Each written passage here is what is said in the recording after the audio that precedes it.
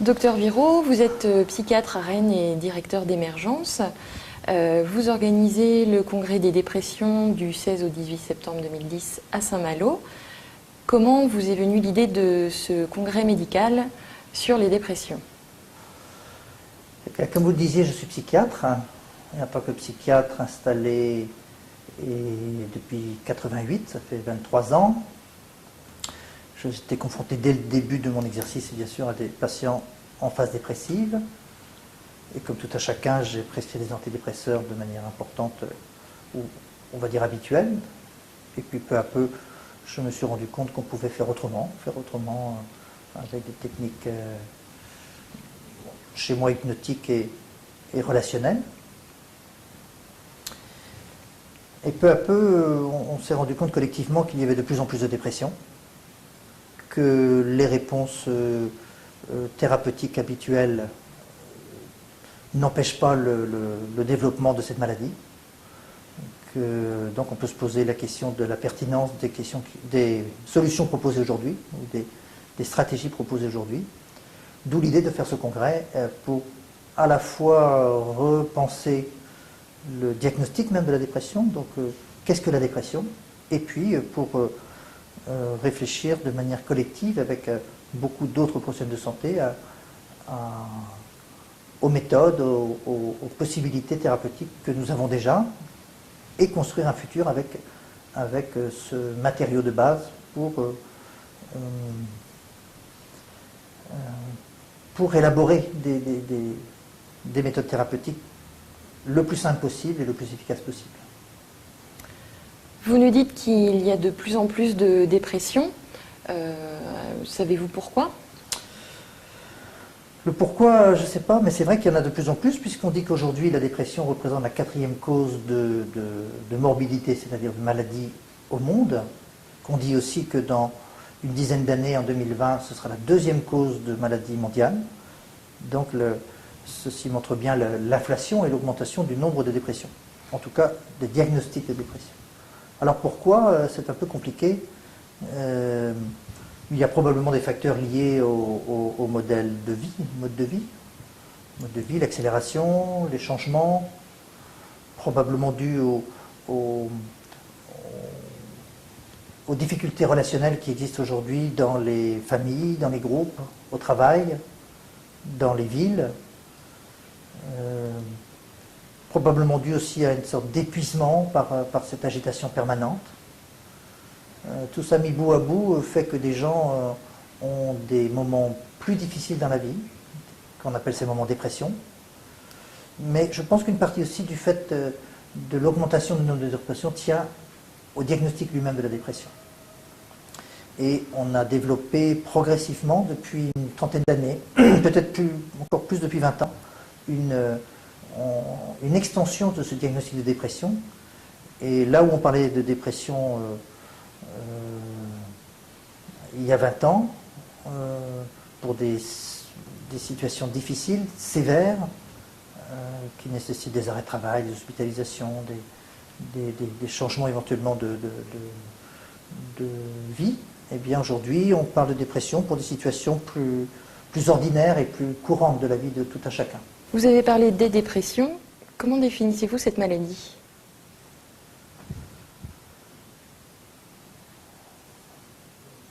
En quelque sorte, la maladie, au premier sens, est assez facile à reconnaître. C'est la perte d'énergie, la perte de plaisir, la perte d'envie de faire des choses. C'est-à-dire que les gens ont tendance à se replier, à s'isoler, à réduire leurs relations avec leur entourage, à avoir un certain nombre de difficultés corporelles, qu'elles soient des troubles du sommeil, des troubles d'alimentation, des douleurs, un certain nombre de perturbations qui se concentrent à ce moment-là. Il y a aussi habituellement beaucoup d'anxiété, beaucoup d'angoisse, c'est-à-dire de peur de ce qui va se passer, du futur, de l'avenir. Alors ça, c'est le tableau général des dépressions. Je crois que c'est important de distinguer deux formes de dépression, des dépressions extrêmement sévères, qu'en France on appelle la mélancolie et qui doit être reconnue, donc ce sera un moment aussi pour en parler et qui nécessitent des hospitalisations et des traitements médicamenteux rapidement. Ça, c'est une chose. Il y a aussi des formes de dépression dont on parle plus aujourd'hui, qui sont des dépressions bipolaires, qui sont des formes plus rares, enfin plus rares que la dépression générale, mais qui sont des formes qui sont répétitives, avec des gens qui font des épisodes dépressifs de nombreuses fois dans leur vie. Et puis enfin la dépression unique, la dépression de base, on pourrait dire. Aujourd'hui, on distingue des dépressions donc très sévères, moyennes, des dépressions légères, une sorte de gradation comme ça, avec aussi une gradation de l'arsenal thérapeutique. Maintenant, on a découvert aussi que cette manière de présenter les choses est intéressante, mais pas suffisante. Et en particulier, aujourd'hui, on sait distinguer deux modes de dépression très différents. On va parler des dépressions aiguës, des dépressions qui sont relativement récentes, le plus souvent, qui ont quelques semaines, voire quelques mois, des dépressions qui sont les plus angoissantes, les plus déstabilisantes, les plus perturbantes, qui arrivent parfois chez des gens qui ne s'y attendent pas du tout, qui peuvent survenir comme ça de manière assez abrupte.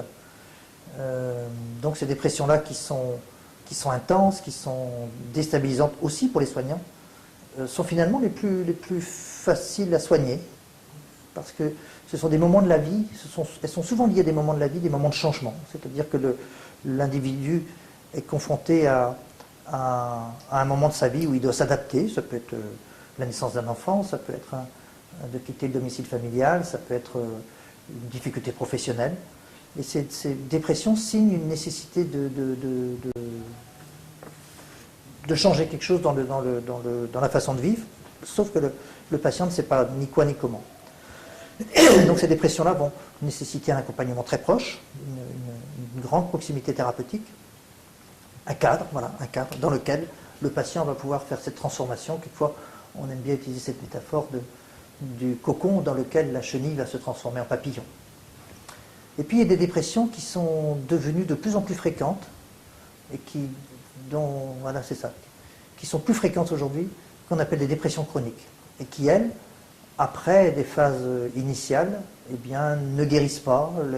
Les gens prennent des traitements, les arrêtent et rechutent, et recommencent, ou bien rentrent dans un système dépressif qui peut durer des mois, des années et des années.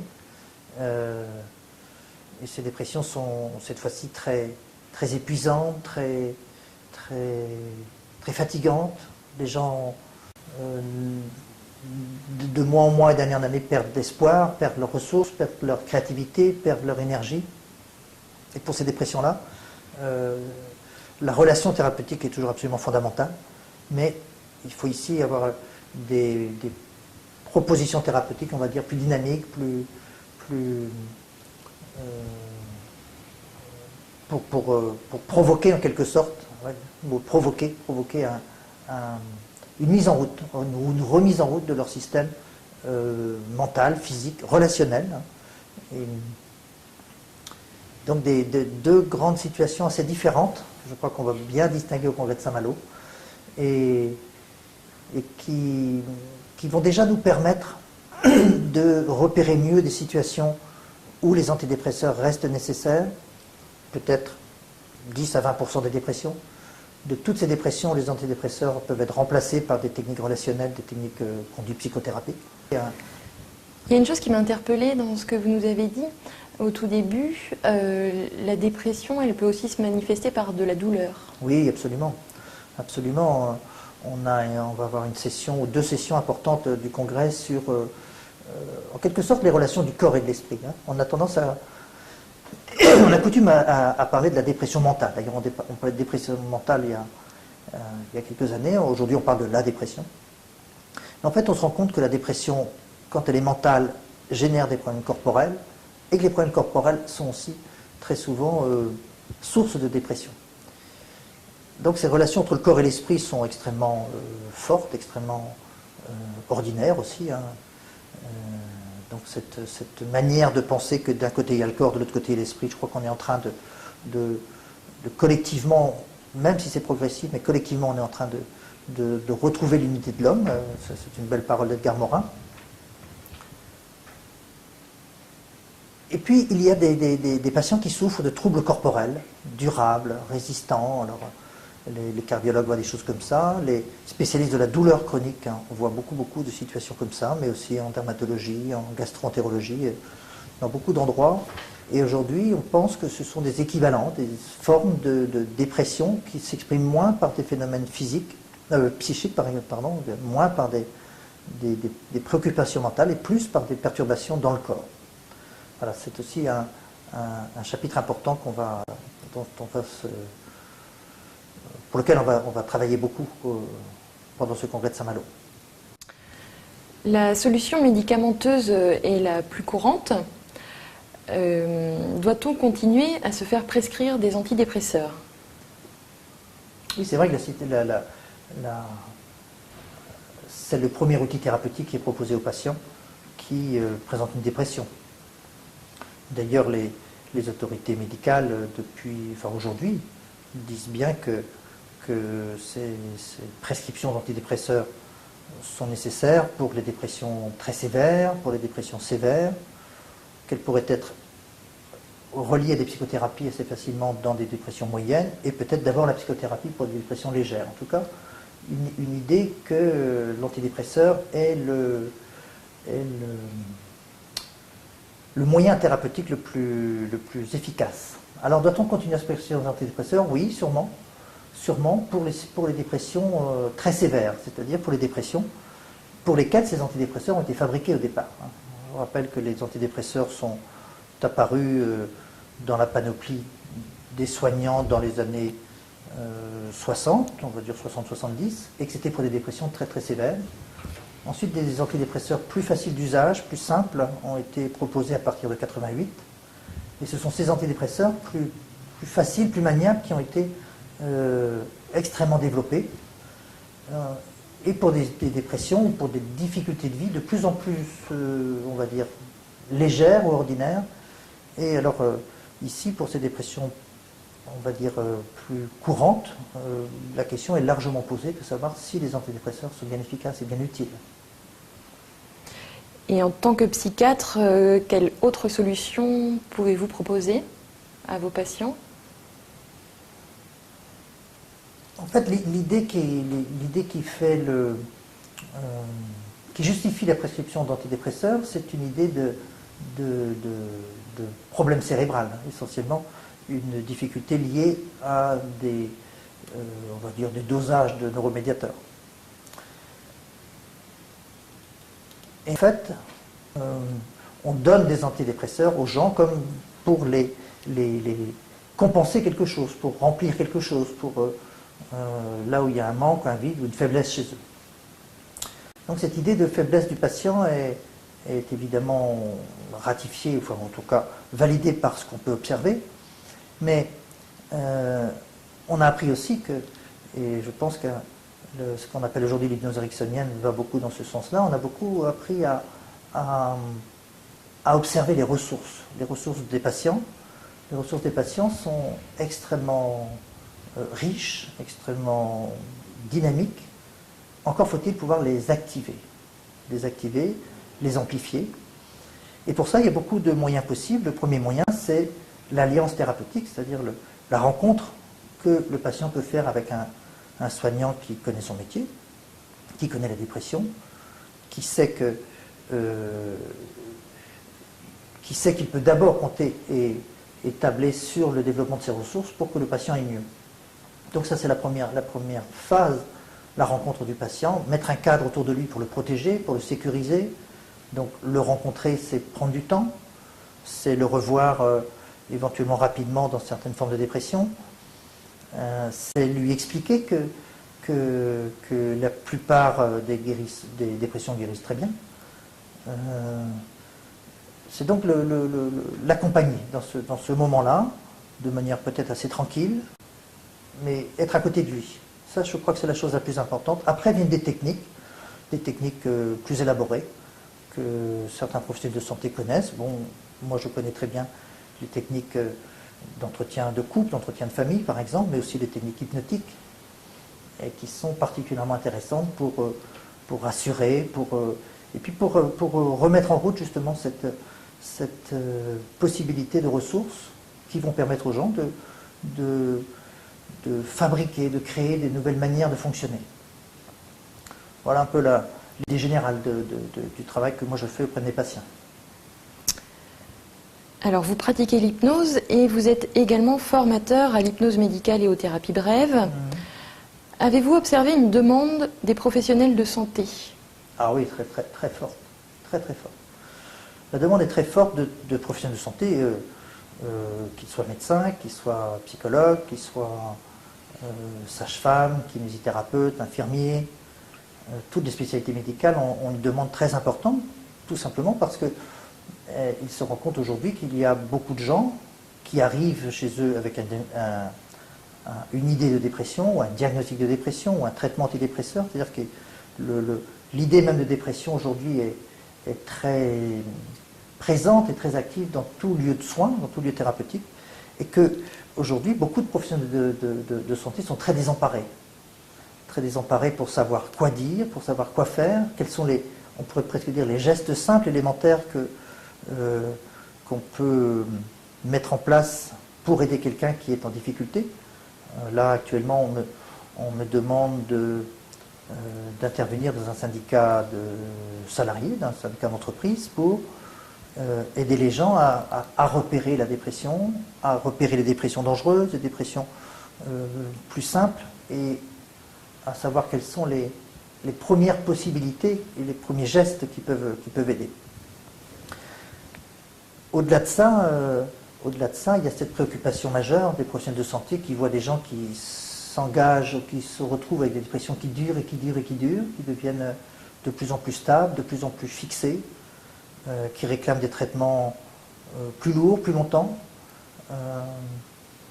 et qui, en fait, le temps passant, ont de moins en moins d'idées et de propositions à faire à leurs patients.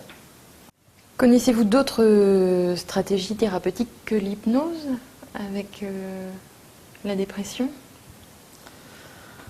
L'hypnose est un outil. L'hypnose est un outil qui permet, dans le cadre d'une relation thérapeutique bien installée, de potentialiser les ressources des patients. Maintenant, il y a d'autres méthodologies qui ont été mises en place et qui sont bien connues, qui sont efficaces. Les thérapies cognitivo-comportementales sont pertinentes. Les techniques, par exemple, qui s'appuient sur la créativité du patient, comme l'art ou la musique, sont bien connues. Des méthodes parfois très simples d'adaptation du rythme de vie, d'adaptation de l'alimentation, des dépendances sont aussi possibles. On sait aussi que des activités de permettre aux patients, d'aider les patients à renouer des relations, ceci va avoir un impact important. Oui, et on sait aussi que la reprise d'activité et le soutien de patients pour refaire des activités physiques, sportives, culturelles, toutes ces choses-là sont des outils de base absolument importants pour traiter la dépression. Donc, plusieurs méthodes pour la dépression, une multitude de professions de santé également. J'imagine que vous avez fait appel à des soutiens pour organiser ce congrès. Qui sont-ils? Oui, on a rencontré, on a souhaité que des institutions majeures de notre paysage médical nous soutiennent, et ce qu'ils ont fait de manière très simple et très encourageante. Je pense en particulier à la Caisse primaire d'assurance maladie, qui voit bien l'importance pour les patients, l'importance économique aussi bien sûr de cette difficulté majeure, mais aussi le Conseil de l'ordre des médecins, ce qui reflète bien la préoccupation du monde médical. Nous avons aussi le soutien de différents établissements de santé de la région qui se sentent concernés par la difficulté. Et puis le soutien de beaucoup de praticiens de santé eux-mêmes qui vont participer à l'organisation, qui participent à tout ce travail complexe, long et difficile. Ça fait 18 mois qu'on travaille sur ce congrès très très régulièrement. Il n'y a donc pas d'industrie pharmaceutique. Pour quelle raison? Alors, simplement parce que je crois que c'est important de faire la part des choses entre le monde médical, le monde des soignants, et le monde industriel, qui est un monde important, qui est un monde qui a ses lois, ses règles et ses valeurs, et que les valeurs des uns et des autres ne sont pas les mêmes. C'est tout à fait légitime pour l'industrie pharmaceutique de fabriquer des médicaments, de les promouvoir, de les distribuer. C'est leur métier, c'est le métier des soignants de réfléchir entre soignants aux meilleures possibilités thérapeutiques et si c'est utile d'avoir recours aux stratégies médicamenteuses, aux stratégies des laboratoires. Donc il était préférable de réfléchir sereinement à l'intérieur du monde médical à cette problématique qui est en extension. Et du coup, parmi les intervenants, il y aura, j'imagine, des professionnels de santé, peut-être d'autres professions. Est-ce que vous pouvez nous en parler? Alors il y aura beaucoup de professionnels de santé d'abord, on va y revenir, mais on a tenu aussi à demander l'avis d'autres acteurs du monde social, de notre monde d'aujourd'hui. En particulier, je pense à André Consponville, philosophe, qui est préoccupé depuis longtemps par cette question aussi entre la question du normal et du pathologique, c'est-à-dire à partir de quand une situation peut être déclarée comme une maladie et jusqu'à quand elle peut être considérée comme un phénomène naturel de la vie, une phase de changement, comme on dit. Donc au-delà, on aura beaucoup de professionnels de santé et beaucoup de professionnels de différents champs de la santé. Alors on pense d'abord qu'un congrès sur la dépression, c'est pour les psys. Bon, c'est vrai. On aura beaucoup de psychiatres, de psychologues. Mais aussi, on a considéré qu'il fallait travailler de manière beaucoup plus transversale, c'est-à-dire faire tomber un peu les cloisons qui existent entre les différents champs de la santé. C'est pour ça qu'on va avoir différents types de ce qu'on appelle différentes spécialités médicales, donc la médecine générale, très représentée, mais aussi des rhumatologues, des cardiologues, gynécologues, des anesthésistes, dermatologues, et puis d'autres professions comme des sages-femmes, des kinésithérapeutes, des infirmiers, j'en passe certainement, mais c'est juste pour vous dire que ce congrès va concerner tout le champ de la santé, parce que tous les acteurs de santé se reconnaissent dans leurs préoccupations, face à cette difficulté qu'ils voient au quotidien chez leurs patients, parfois aussi chez leurs collègues ou encore chez leurs proches. J'ai pu lire dans votre programme l'intervention d'un arc-en-ciologue, Philippe Fagot. Ah oui. Quel est l'objectif de sa conférence? On appelle ça une métaphore dans notre métier. Une métaphore, c'est une histoire, c'est une manière de mettre en image, en quelque sorte, un phénomène important. Ici, le phénomène important dans la dépression, au-delà du fait de reconnaître la maladie, c'est d'aller vers la guérison, vers le changement. Et on a pensé que cette image de l'arc-en-ciel est une belle métaphore, un beau symbole du changement. Le changement de passer de la grisaille, de la dépression, de la tempête, vers la lumière de la guérison, vers la lumière du futur. Donc Monsieur Fagot est peut-être le meilleur spécialiste français des arcs-en-ciel et va nous faire rêver pendant ce congrès avec cette promesse de changement. C'est donc un congrès ouvert vers l'avenir, vers le futur. Proposerez-vous aux conférenciers une manière de poursuivre les réflexions et les pistes apportées grâce aux différentes interventions? Pas seulement aux conférenciers. Notre idée est très claire. Il y a un problème aujourd'hui de santé publique. Il y a un problème qui concerne des millions de gens en France. Il y a un problème qui concerne des dizaines de milliers de professionnels de santé. Et aujourd'hui, les réponses apportées ne sont pas satisfaisantes. Sinon, on arriverait à contrôler cette difficulté. Alors, ce congrès a pour but d'être une sorte de bilan, enfin pas de bilan, mais de mise au point de ce qu'on sait faire aujourd'hui, de ce qu'on pense autour de la dépression, en termes relationnels, psychologiques, humains, en termes d'événements de vie. Et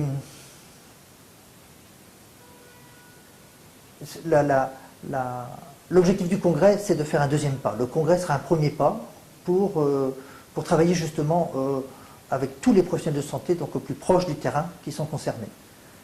Ce congrès terminé, eh bien, le deuxième pas se présente. Et le deuxième pas, c'est de rapprocher tous ces gens-là, de fédérer ces gens-là. Alors peut-être que ce sera sous forme d'une association, peut-être ce sera sous forme d'une autre manifestation quelques mois ou quelques temps plus tard, on verra bien. Peut-être aussi sous forme d'une fondation qui permettrait de recueillir des fonds parce qu'aujourd'hui, le monde soignant, en quelque sorte, souffre d'une grande difficulté quand il s'agit d'utiliser ou de penser psychothérapie, puisqu'on manque vraiment beaucoup de recherche, d'évaluation, d'études cliniques pour corroborer nos manières de travailler, d'abord avec des outils relationnels, des outils qui activent ces ressources dont je parlais tout à l'heure, mais on aura besoin aussi de le prouver. Aujourd'hui, c'est absolument nécessaire. Mais il n'y a pas d'argent. Il n'y a pas d'argent à disposition dans ce secteur-là, hein, contrairement, bien sûr, aux énormes moyens qui sont mis à la disposition des chercheurs à propos des psychotropes. Donc voilà, le deuxième pas, ça va être de continuer à travailler avec les conférenciers, avec les participants, et de faire valider un certain nombre de moyens de base et de techniques thérapeutiques efficaces.